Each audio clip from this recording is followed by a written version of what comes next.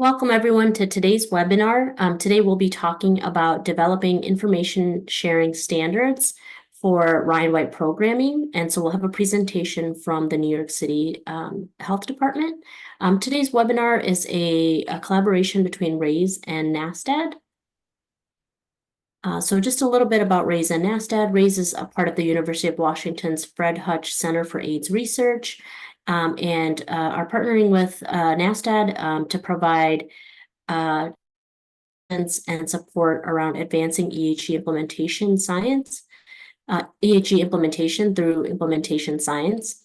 And I will put some links in the chat, but you can learn more about NASTAD's work, RAISE's work, as well as request a consultation with the RAISE team, or just reach out to us if you have any questions. And today's webinar is being recorded, so we will share the recording, which will be available on the NASTAD website as well as the RAISE website. And just to save the date for our next webinar, which will be on Monday, August the 5th at 2 p.m. Eastern, 11 a.m. Pacific time. And we will be taking questions. You can put in your questions into the chat or the Q&A function at any time, but we'll get through our presentation first, and then we'll get to questions and discussion at the end.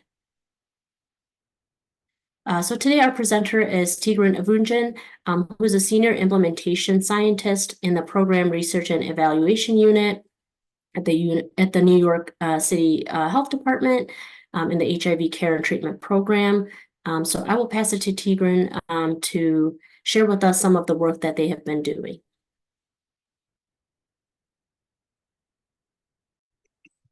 Thanks, Rupa, and thanks everyone for inviting for the invitation to present today. Let me share my screen.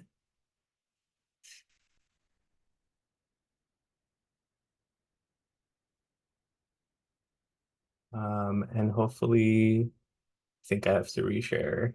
Oh no. We can see you're all, yeah, there you go. Okay, cool. Okay. Yeah, so I'll be presenting today on a participatory research project that we've been doing at the New York City Health Department called DISCO, which stands for Developing Information Sharing Standards Through Community.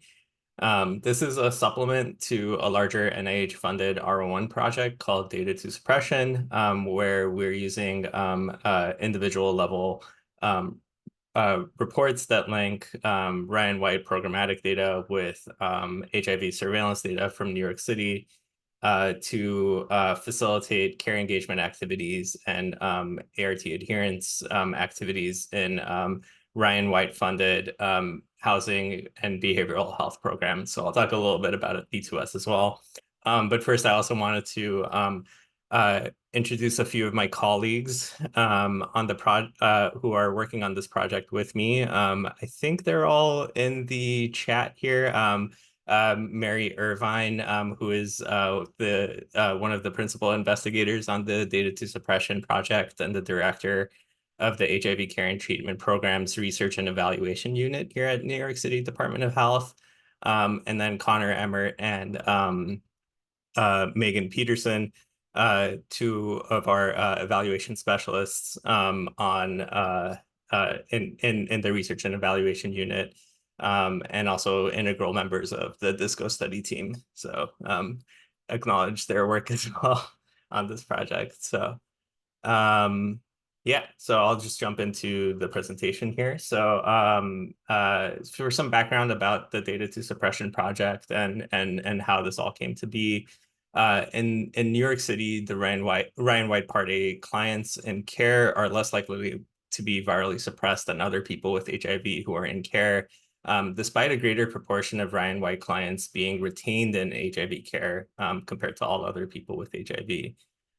This kind of indicates that the barriers to care engagement among Ryan White clients are kind of centered around ART adherence and what happens after individuals are linked to care, and not just activities related to actually getting linked to care in the first place.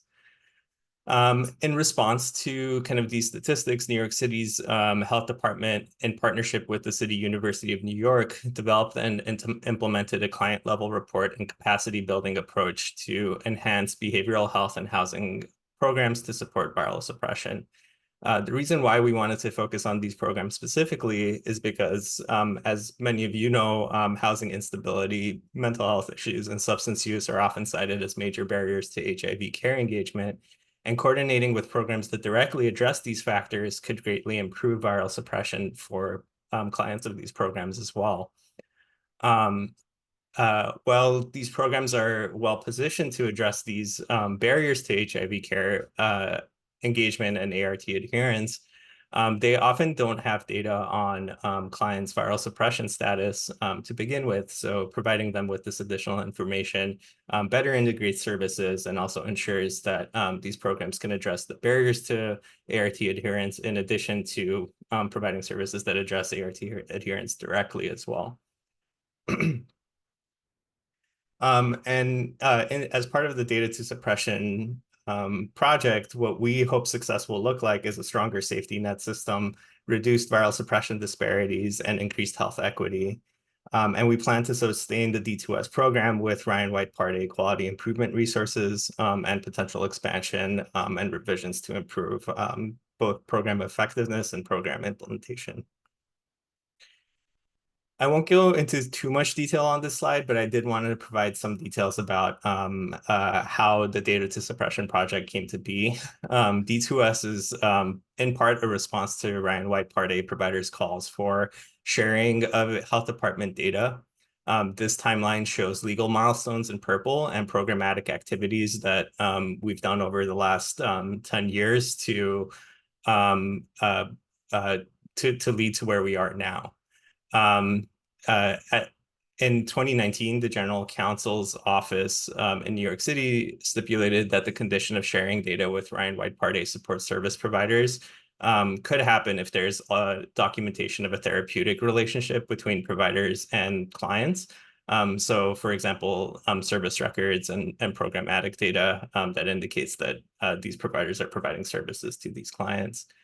And this created an opportunity to use a match and merge of our Ryan White program data in our data system called eShare with surveillance data to provide a new kind of report directly to Ryan White Part A providers to facilitate timely and targeted outreach and adherence support to clients with the greatest need.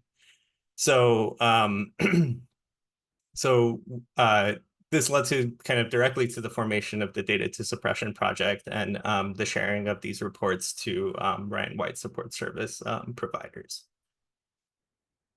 And this slide shows the workflow for the Data-to-Suppression project. So our first step is that the health department generates and sends reports to Ryan White behavioral health and mental health and housing providers. So these reports include consumers who appear to be out of care or out of treatment or appear to have died. It includes information about clients' current HIV care status, where they're receiving services, and some additional information to help programs triage and plan follow-up. In the second step, programs take the reports, review them internally, and then follow up with New York City Health Department staff to kind of get additional support. The programs then do individual follow-up with clients to address unmet needs and connect to resources. Programs can also use the reports to identify structural barriers to viral suppression that they can incorporate into process improvement activities to kind of address these barriers as a whole rather than for individual clients. And the health department also provides additional check-ins, learning groups, and facilitated discussion to help programs triage the reports, develop kind of quality improvement projects, and support evaluation efforts as well. So this is an example report from the Data-to-Suppression project. It's a client level report, so each row represents an individual client. We include a client identifier. There's no personal identifying information on the reports, but programs can use this client identifier to link back to our programmatic data system and get more information about the clients specifically.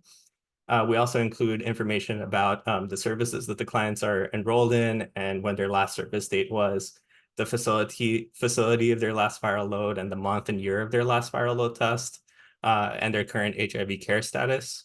There's three possible client statuses. So first is needs follow-up for viral suppression. This indicates that the client had a viral load in the past year, and their most recent viral load was greater than 200 copies per milliliter. Follow-up for care and viral suppression indicates that the client had not had a lab in the last year.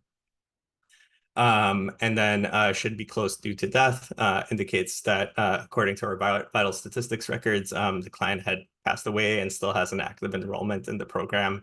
And the record for that client should be administratively closed. So Data-to-Suppression kind of these reports provide a clear kind of follow-up action for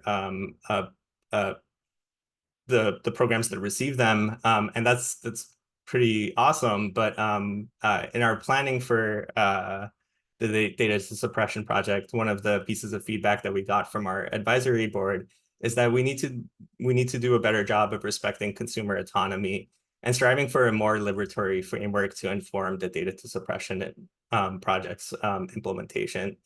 They really recommended a framework of data equity in which we are transparent about the ways we're using clients' data. And we've really shifted that to a framework of data empowerment, where beyond just telling clients about how we're using their data, we're giving them an opportunity to also have some control and some power over the ways their data is being used.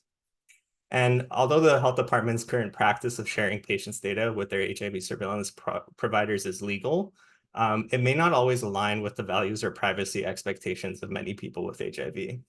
As you saw in our timeline slide, we paid very close attention to the letter of the law and worked with our general counsel's office to ensure that the data sharing practices in the Data-to-Suppression project follow legal requirements very closely.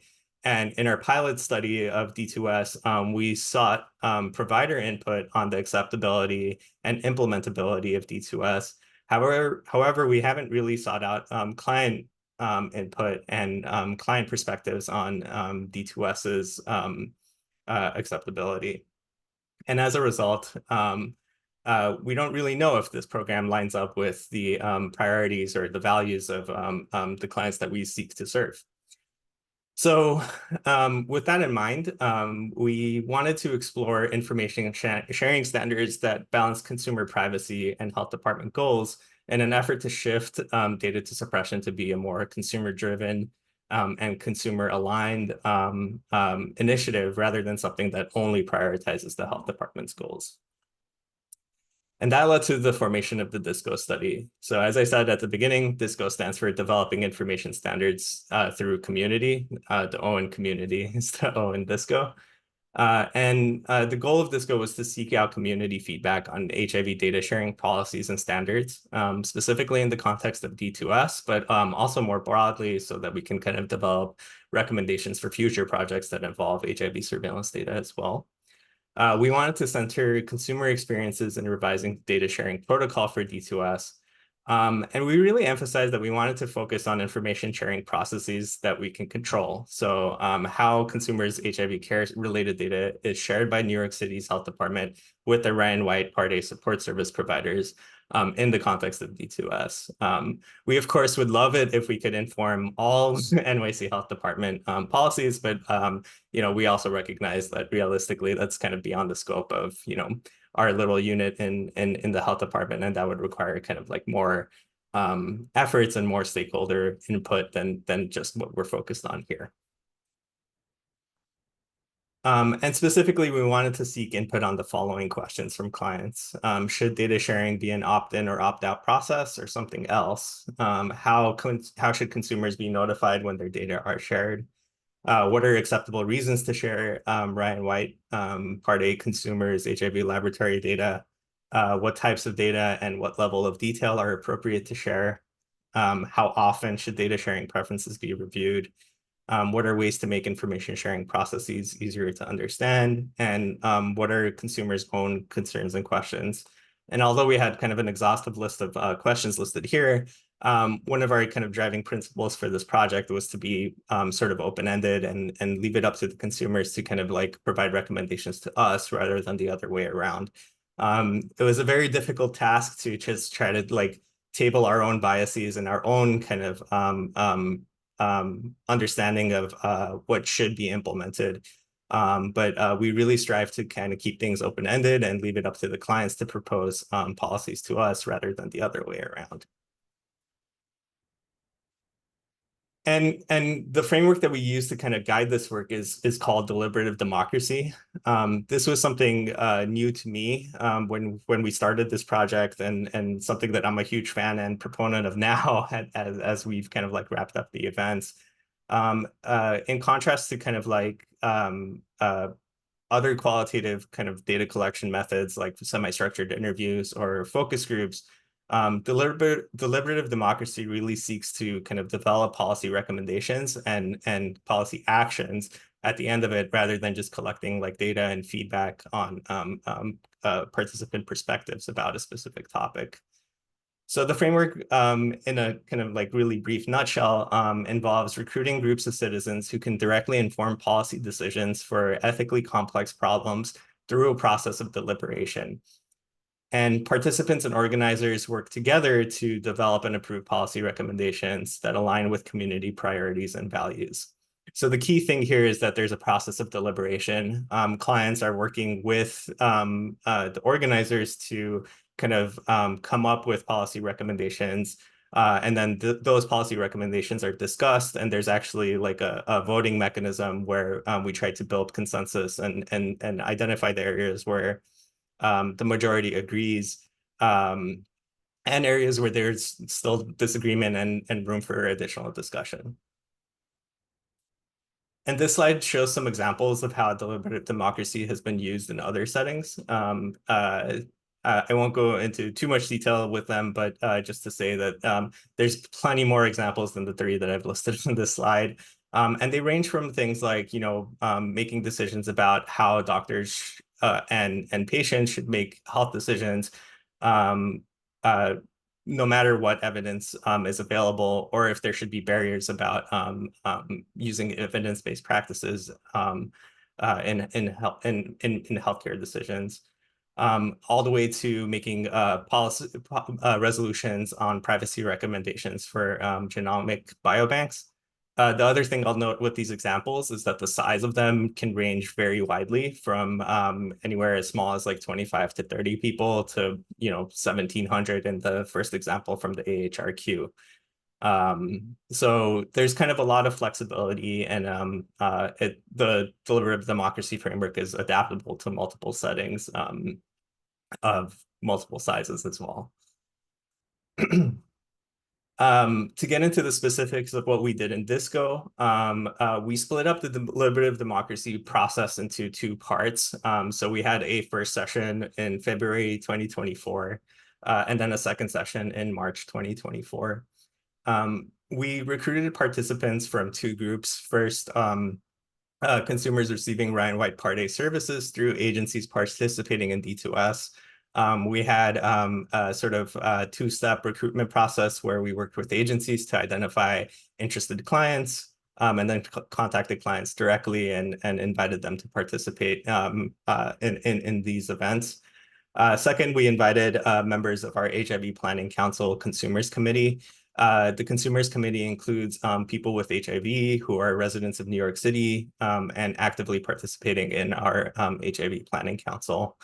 The time commitment was two 4.5-hour sessions. There was breaks included. We provided breakfast and lunch as part of the sessions. And because it was such a big time commitment, and kind of like involved a lot of like active participation from clients, we offered a pretty large incentive of $200 per session, for a total of $400 for participating in both sessions. This raised a lot of eyebrows, both from our IRB and kind of like other members of that we've kind of shared this information with. But we felt that given how much time we were asking of clients, and you know how much active participation we were asking them to do, this was kind of the least we could do to kind of like thank them for their participation. So in the first session, we started off with an informational panel. This included some information about how HIV surveillance data is collected, the legal requirements around HIV surveillance data and mandatory reporting, how we were using these data in the context of D2S and kind of what D2S was. We also invited a couple of D2S providers to share their perspectives about how the reports have been used in their program and how they benefit client services. We followed up the informational panel with a Q&A session where clients could or participants could ask questions from panelists and ask questions of the D2S research team as well. We left a Q&A session fairly open-ended, so we got a lot of questions about Ryan White services as well. So it was great to have like actual providers available to answer those questions and connect clients with resources as well after the Disco event. And after the Q&A session, we broke up into small groups where we had a facilitator moderated discussion about HIV data sharing practices, disclosure notifications, the D2S project, and how data sharing fits into the context of the work that we're doing.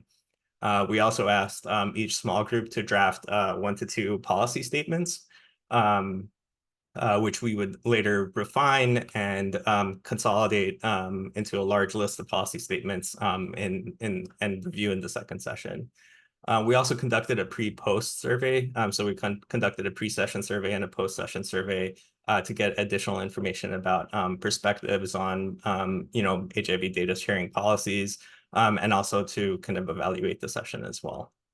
So after the session, we reviewed the feedback that we received and the survey responses that we got, and then consolidated the policy statements from the small group sessions into a list that we then reviewed in the second session. So in the second session, we started off with a large group discussion. Here we reviewed and discussed the policy statements that came out of the first session. And then as we discussed the policy statements, we tried to, clients had an opportunity to voice, agreement or disagreement for the statement, any kind of feedback they have about it. And after the discussion period, we voted on whether to ratify that policy statement or reject it. So participants voted on each policy statement, and if there was any disagreement, we sought this consensus through discussion. Often there's a couple of times where we did a second vote because there was sort of kind of mixed consensus, and we had an additional discussion and then re-voted to see if we could resolve any of those disagreements.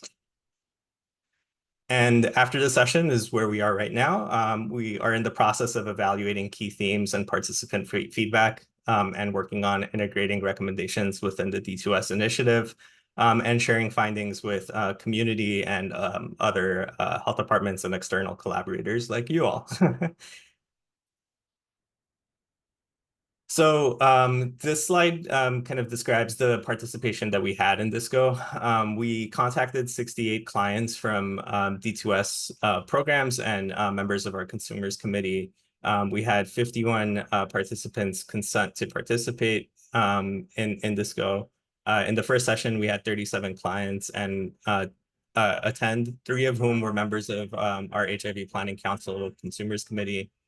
And then we had 32 clients attend the second session. 32% of participants had appeared on at least one D2S report. and over 75% were Black or Hispanic and Latinx. This seems very high, but the Ryan White program, I should have mentioned this at the beginning, primarily serves marginalized and minoritized communities and really is a safety net service provider for clients, for people with HIV. And we have an overrepresentation of Black and Hispanic individuals in the Ryan White program. And so this kind of aligns with kind of the demographics of the Ryan White client community as well. And 56% of clients were 60 plus years of age as well. From the first session, several key themes emerged. The first was a need for clear and simple forms in the informed consent process itself. Clients wanted information about what will be shared, who will get information, how often information will be shared, and how and why information will be shared. How and why information will be used, including the risks and benefits of the data sharing activities in the D2S initiative. And they wanted this in a way that's kind of easy to digest and easy to understand. One piece of feedback that kept coming up in both sessions is that, clients found it difficult to dig through the fine print of all of the forms that they're provided and really kind of get an informed understanding of what these projects are actually doing. And so they wanted something that, very clearly and at a high level kind of provides the information that they need without like a lot of noise and a lot of clutter and information that they don't necessarily need. Clients also expressed the need for flexibility in the consent process.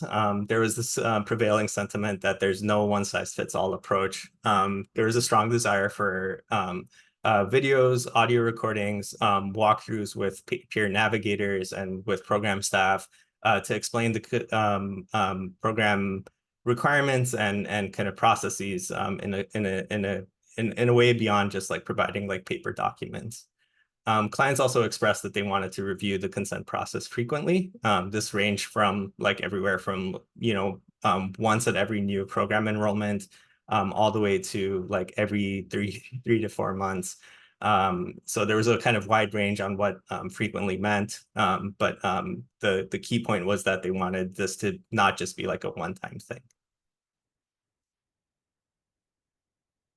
The other kind of piece of feedback we got from the first session is that there was a request for notifications when HIV information is shared by the health department with providers. And again, similar to the request for repeated disclosure of what programs entailed, there was a kind of wide range in notification timing for like HIV data sharing activities. Some participants wanted a notification every time their information was shared with anyone by the health department. And this ranged from every time to every year on kind of the low end as well. But there was the kind of clear theme here was that clients wanted more transparency in how their information is being used and shared by the health department. And this slide lists out the proposed policy statements that arose from the first session.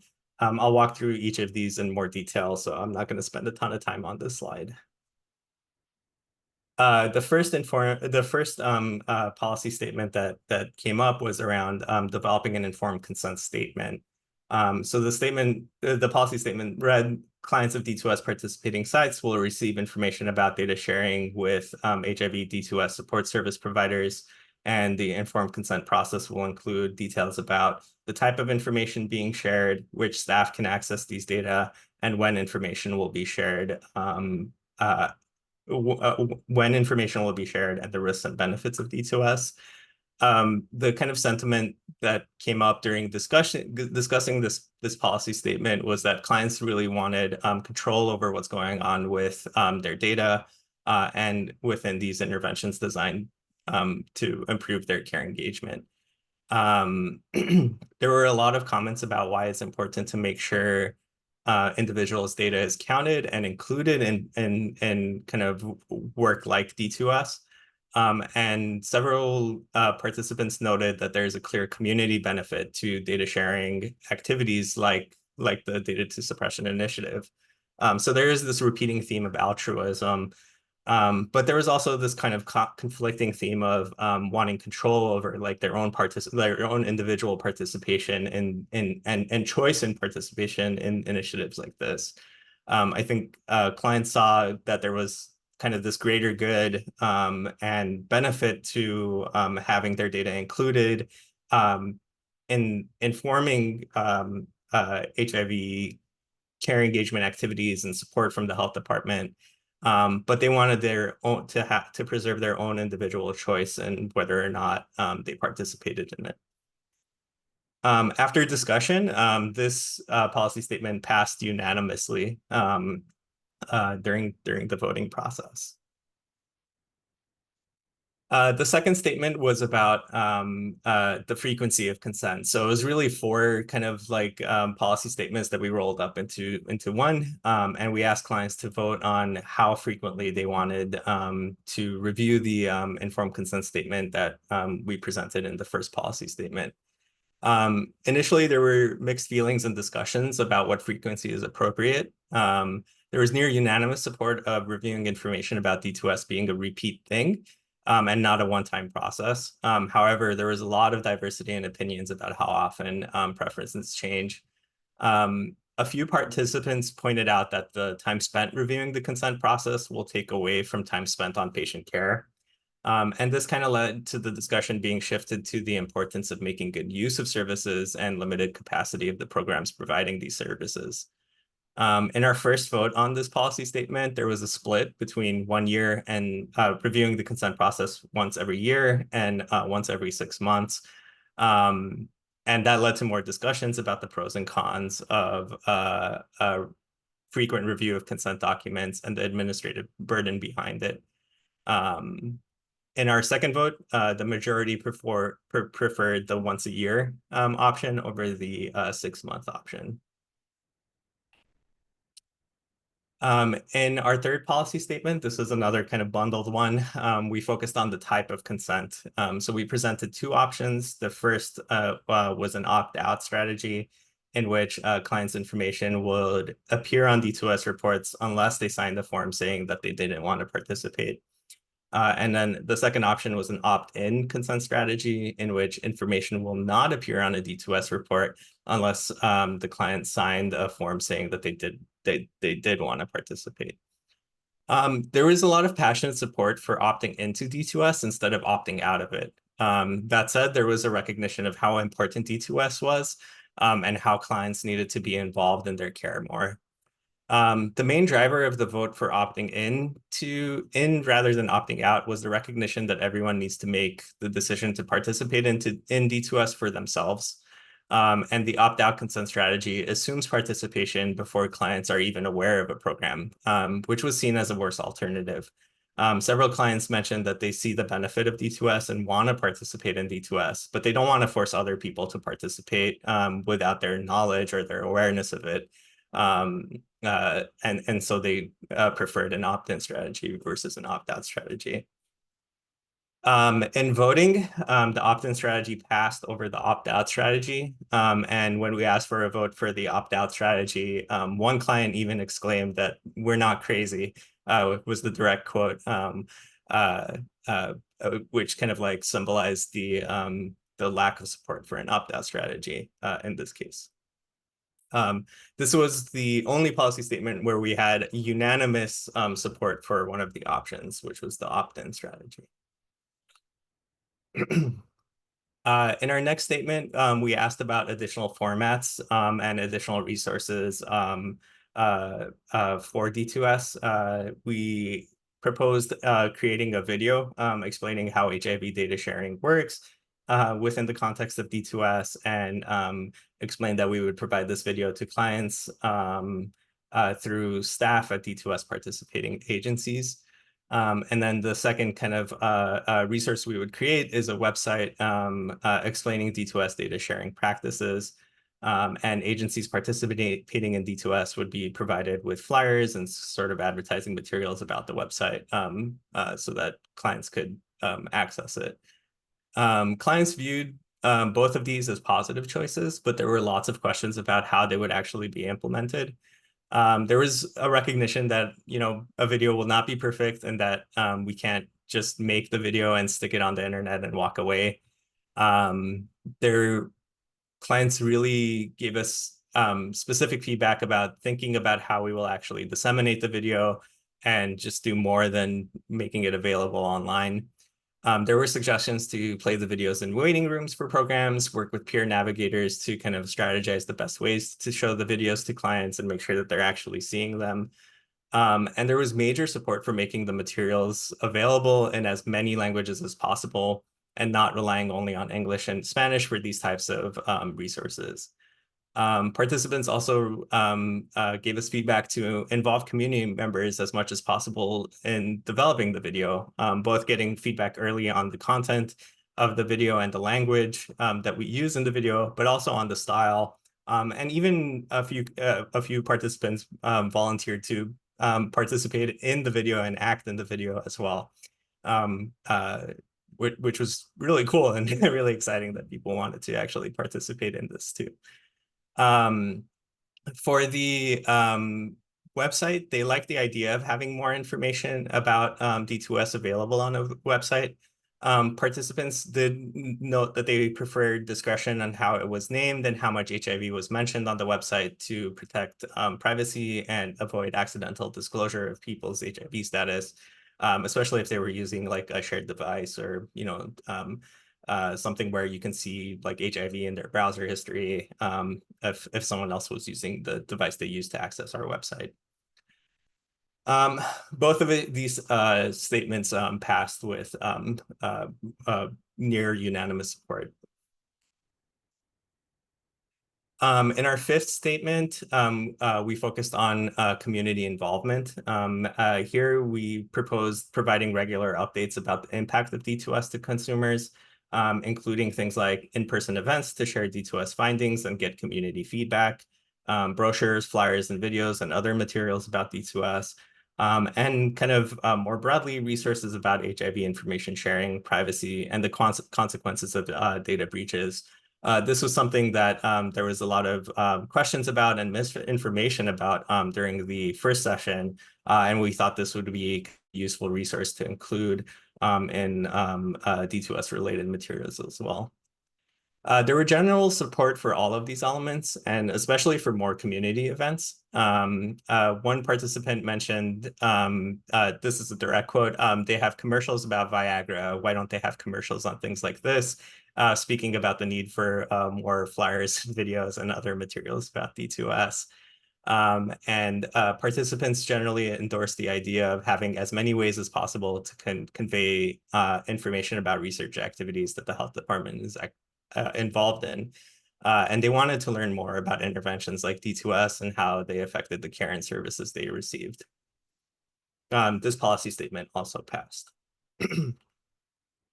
The next two policy statements were focused kind of on longer term goals and policies that extend beyond the scope of D2S.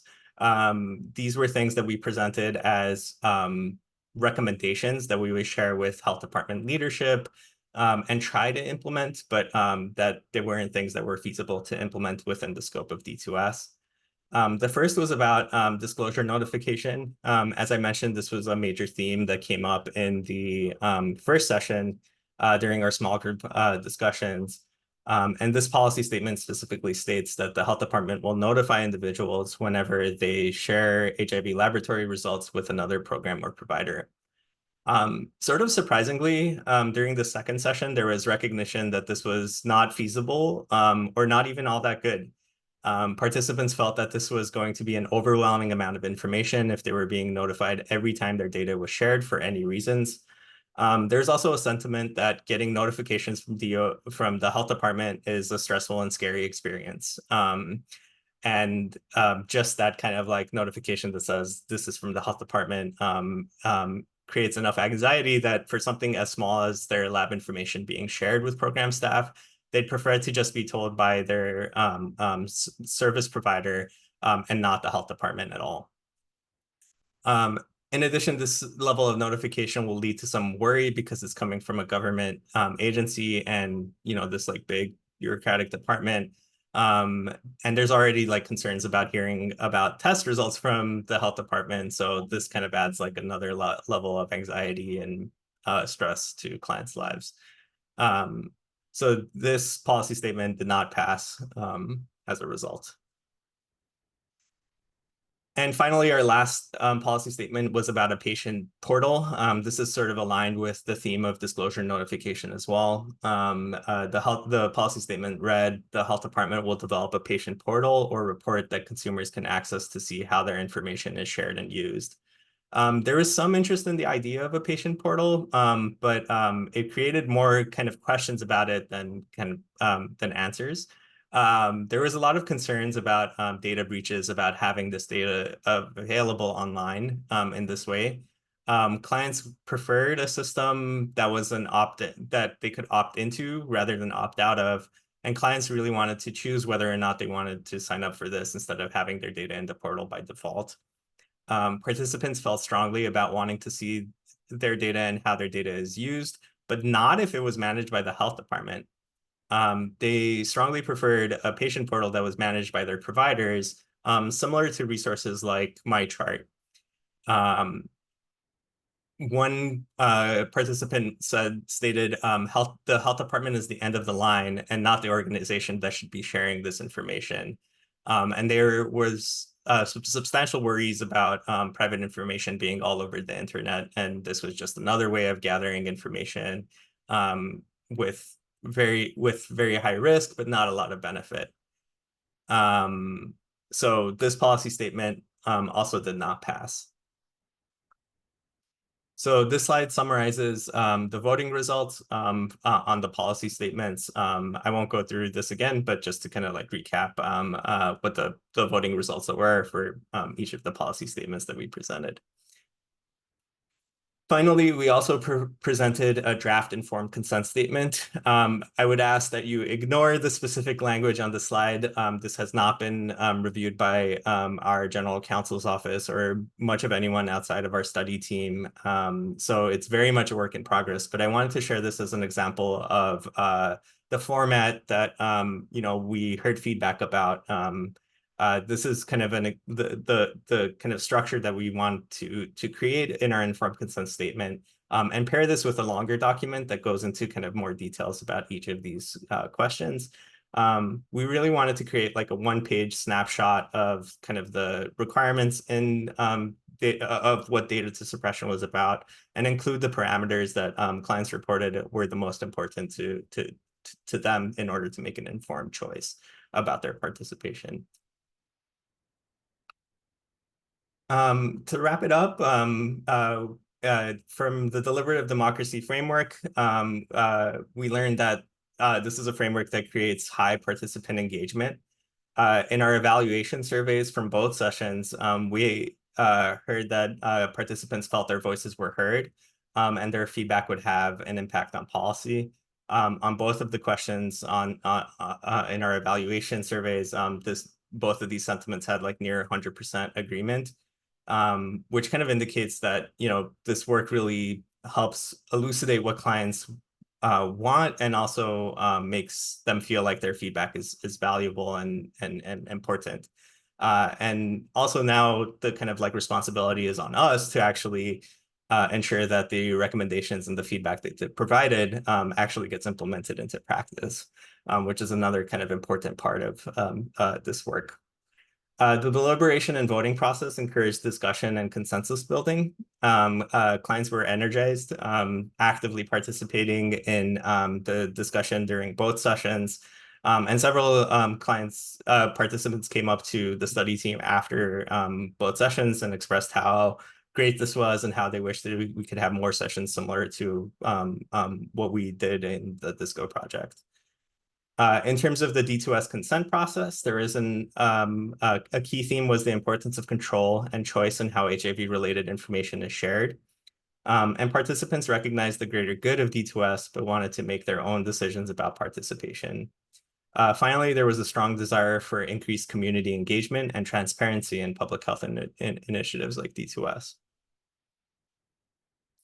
So for our next steps, our kind of first thing is to actually implement the policy recommendations that were approved. We're currently in the process of setting up the informed consent process in our Ryan White programmatic data system. We're working out a workflow for how this would work in practice and fall within the timeline of the data-to-suppression kind of reporting cycles. We've currently paused the data-to-suppression project out of respect for clients' desire for an opt-in strategy. We want to kind of implement this consent process before we share even more reports, and we didn't feel that it would be kind of like ethically correct to continue D2S when we've kind of gotten a clear mandate that clients want to opt in before they participate in D2S. We're in kind of the formative phases of planning out a follow-up grant to further implement some of these enhancements and evaluate them to the Data-to-Suppression project. And I'd be happy to talk more about that during the Q&A as well. I have a ton of people to thank. They're all listed on this slide, and my contact information is here as well. Thank you all for your time and the opportunity to present here today. It's good to be back at UW virtually in some ways, but yeah, I'll stop there and open it up for questions. Thank you. Great. Thank you so much to Tigran for that great presentation. I asked that if folks have questions to go ahead and raise your hand, put it in the chat, or you can use the Q&A function. I see that Julie already has a question, so go ahead and start us off. Hi, Tigran. Great to see you and an updated portrait of your cat. And that was a really interesting talk. So thank you so much. I have a few questions. I'll just start with two and make room for others. One is, I keep thinking about how different this standard is than tech companies and social media companies and everything we do online. And I wonder if that came up at all in the discussions or your thoughts on that. Yeah, it's a really good question. I mean, kind of in the preamble, so I'll talk about a couple of ways this came up. Like in our planning for D2S, we certainly talked about how our own data is shared with and without our consent and used with and without our consent. I think it's difficult to look at like tech companies and think like this is the model we should strive for. In a lot of ways, our data is used in unethical ways all the time. And so it's hard to kind of look at that and be like, well, you know, tech companies do this, and so we should do it as well without people's consent. Like in the first disco session, we made it clear that like, you know, data sharing is something that happens all the time. Our information is shared for good and for bad reasons. But we really wanted to kind of like create a process of self-determination, right? So we wanted consumers to kind of voice and tell us how they wanted their data to be used and what the processes that they wanted to be put into place were, rather than kind of like provide any sort of like real judgment on whether this was a good activity or not, if that makes sense. It does. Thank you. I'll just say the second one quickly. There may not be much more to say on it, but I also wonder how age plays in with that. I keep thinking of a quote from another thing where younger people were saying privacy is dead. They don't even have a privacy expectations. And you had an old group, like retired folks. So what do you think about that? Yeah, yeah, it's a really good question. I don't have a clear answer now. We do have like plans to look at some of the survey responses by age, to like really see if like, you know, age plays a role in kind of the policy statements that were approved or not. I will say that like, you know, most of these policy statements had like near unanimous support, like especially for the opt-in strategy. So even though we had a majority of older individuals, it was clear that even the younger participants that like attended the disco sessions preferred like a strategy where they had control over their privacy and their data. That's really helpful. Thank you. Yeah. Matt, do you want to go ahead? Yeah, thanks a lot, Tigran. Good talk and good to see you. I had sort of similar questions in a way to Julie. We don't ask patients if their infectious disease is going to be reportable to public health. That's just done. And when HIV was made reportable, as I'm sure you know. That was controversial and many people didn't support it. And no one ever asked the patients, I don't think, about care everywhere, ever. So in terms of your EHR, we access stuff from other parts of the healthcare system as part of continuity of care routinely. There's no opt-in or opt-out that I'm aware of. So what are the rules here? When do we actually ask the patients about this and when don't we? And would we really are you concerned at all that we're going to make reporting optional? Yeah, that's a really good point. I asked a very similar question last week during the CUNY CFAR symposium.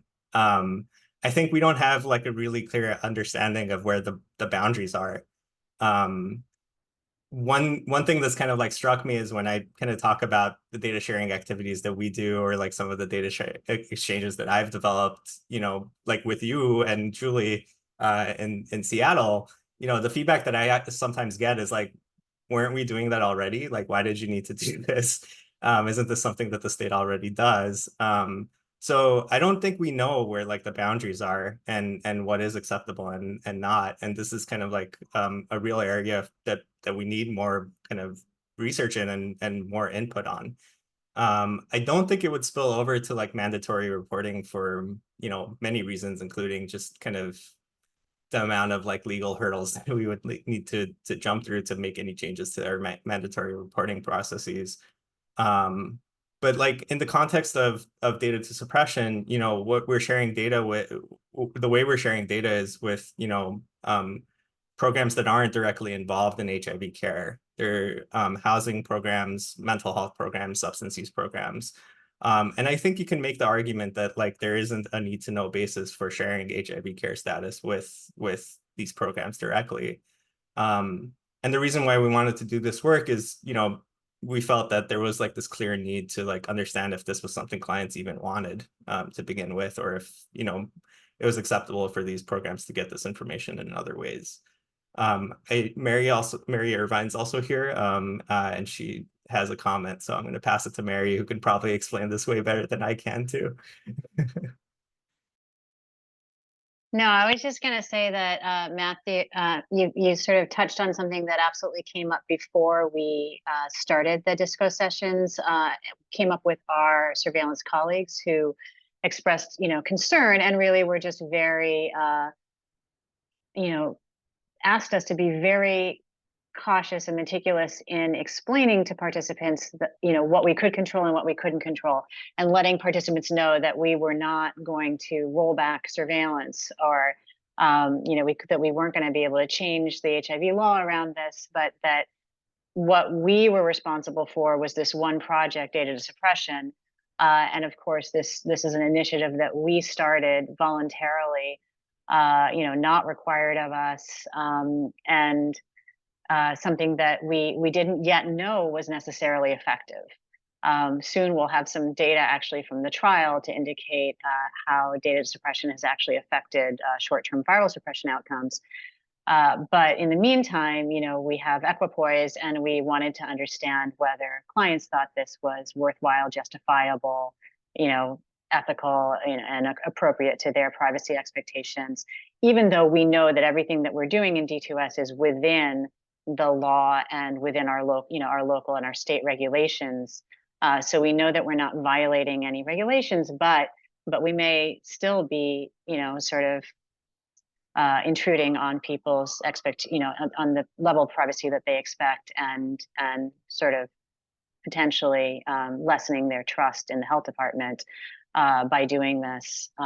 So that's where we were coming from, but Tigran and team did a really good job during the sessions, and we worked together on sort of an opening panel to explain the context of the project and the limitations of DISCO, and that really what we were asking people's feedback on was just DISCO. And of course, people were free to talk about much broader things, and they did, but we didn't want to create an expectation that we would be able to change sort of the nature of surveillance.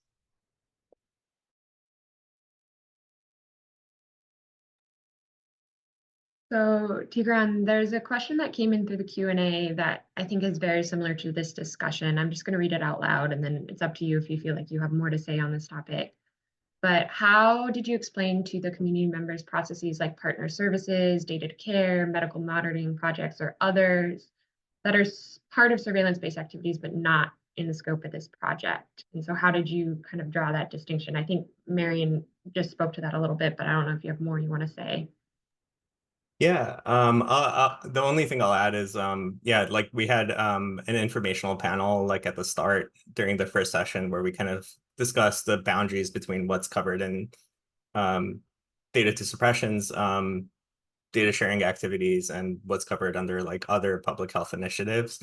And we tried to like set like really clear boundaries about like what it is specifically what we're talking about.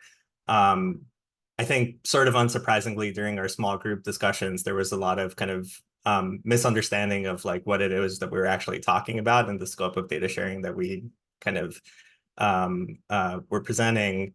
And during the second session, like prior to discussing the policy statements, I gave kind of an additional presentation to clarify like what it is that we're sharing, what specific data elements from surveillance we're using and talking about here, and what isn't covered by data to suppression and the activities that we're doing. I think that's kind of the key thing in developing resources is just being clear about like what it is that we're specifically doing and what it is that we're not doing. And something that was like pretty evident to us over the course of this work. Great. So one final question before we wrap up. A participant asked, how is the participant incentive funded? And I think a follow-on to that I would ask is, if you have any advice to other health departments who are thinking about implementing similar processes or using the deliberative democracy framework, especially maybe health departments that have lesser resources than the New York City Department of Health. Yeah, yeah, we funded the incentive in two ways. So half of the funding came from additional funding from the Ryan White program directly. We had an opportunity to apply for funding for incentives, and as we were writing, and that opportunity came up as we were writing the proposal for the DISCO supplement. So we kind of applied for that and got some funding to provide incentives. And then in the supplement itself, we budgeted like a substantial amount of money to fund incentives as well. So it was a combination of health department resources and then also NIH funding. In terms of advice, I think the incentive certainly played a role in our ability to recruit and entice people to participate and to stay and be engaged in the whole process. But I don't think it was like the main thing that like kind of drove this. I think having kind of clear partnerships with the agencies where you want to recruit people from and having like site champions to like facilitate the recruitment process helped a lot for us. We went through kind of this two-step process where we asked programs to send us a list of clients who want to participate, who would be interested in participating in DISCO first, and then we contacted patients who from those lists and kind of provided them more information and properly like recruited them to participate. And I think that two-step process helped a lot. It kind of like built a relationship between participants of the study team. I still like am impressed with Megan and Connor. Like, you know, they kind of knew everyone on a first name basis during the sessions, and people were coming up to them and, you know, saying how nice it was to see them and stuff. So yeah, that's kind of my advice, is to kind of like be involved in the recruitment and see people as people, I guess, to be a little bit corny as well. Great. Well, we are at time. So another big thank you to Tigran and colleagues for today's webinar. I think it was a very fascinating presentation and discussion. As Krupa mentioned at the beginning, our next webinar will be on August 5th. So please look out for that. Thank you all.